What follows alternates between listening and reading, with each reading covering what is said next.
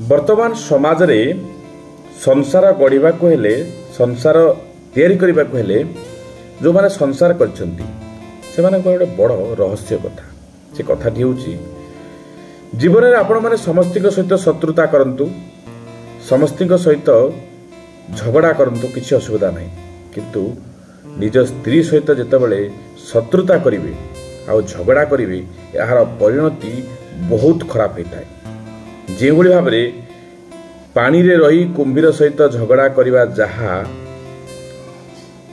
स्त्री सहित झगड़ा करी ए संसार रे आ ए दुनिया रे चलवा हूँ से भाव में गोटे बड़ विपद। कहीं वर्तमान समय आम देखुचु बह पर दाम्पत्य जीवन में अनेक गुड़े कलह लगी रही यार प्रकृत कारण होउची खाली गोटे कथा उभय भितर कहीं भी जड़े सहूना कि रहूना यदि पुरुष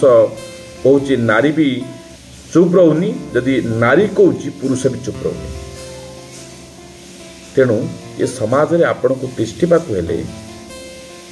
स्त्री सहित के शत्रुता करतु नहीं तेरे खुशी रे दाम्पत्य जीवन सुखमय हो।